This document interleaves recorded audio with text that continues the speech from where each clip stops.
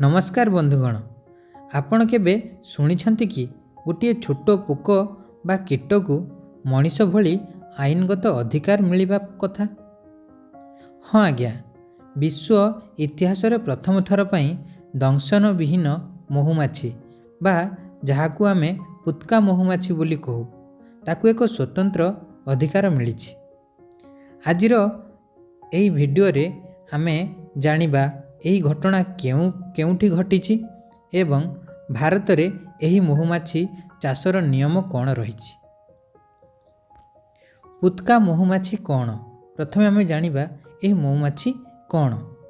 सर्वप्रथमे जानि रखंतु, एही महुमाछी अन्य महुमाछींग भली कामुडंती नाही। अन्य महुमाछी माने जेमिति हमकु कामुडंती, ए महुमाछी काहाकू कामुडे नाही।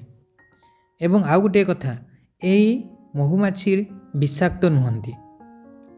ओडिशा रे आमे एहाकू डामरा बा पुत्का महुमाछी बोली कहू। एमाने आकार रे बहुत छोट एवं एमानंक महु औषधीय गुण रे भरपूर। एमाने साधारणतः कांथ कोणारे बा बाउंस भितरे बसा बांधि थांती। आपण माने एही महुमाछी को कोठारे देखिछंती कि? जदि देखिछंती कमेंट रे जणांतु। ताहले जानिबा एही नियम केउ देश रे होईछि आउ काहेकि होईछि। एही घटनाटी होउछि पेरू देशर। वर्तमान खबर अनुसार दक्षिण अमेरिकार पेरू देशर एक नगरपालिका एही महुमाछी मानंकु बंचिबार अधिकार देइछंती। अर्थात एमानंक बसा भांगिबा किंबा जंगल नष्ट करिबा एबे सेठारे एक बड़ अपराध बोली गणाजिबो। भारत रे मध्य एही महुमाछी चाष पई संपूर्ण आईन सम्मत एवं सरकार एहाकू प्रोत्साहन देउछंती। किंतु पेरू देश भली कड़ा आईन एजाए आसी नाही।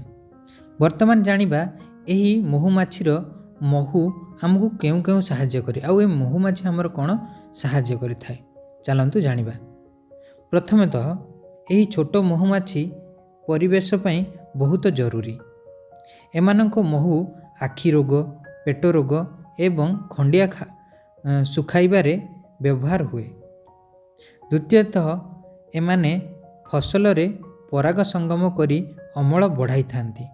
ताले आमे जानिछु महुमाछी महु तो संग्रह करे, ता संगरे पराग संगम बा पराग रेणु नहीं गोटे फूलरू आ गोटे फूल को जाई पराग संगम कराए। तृतीय, चाषी माने घरे छोट बाक्स रखी एही महु चाष करी भल रोजगार करि पारिबे।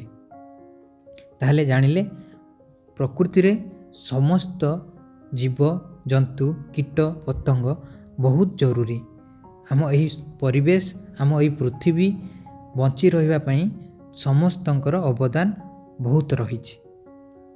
कहार अवदान को आमे कम कि बेसी आंकी पारिबा नाही। जेते छोट जीव हेले मध्य तार अवदान रही अछि। तेबे बंधुगण, पेरू देशर एही निष्पत्ति आपनको किपरि लागिला? आपण केबे पुत्का महु खाइछंती? पुत्का जो महु खाइछंती कि? कमेंट रे निश्चय जणांतु। वीडियोटी भल लागिथिले लाइक करंतु और चैनल को सब्सक्राइब करंतु। धन्यवाद। जय जगन्नाथ।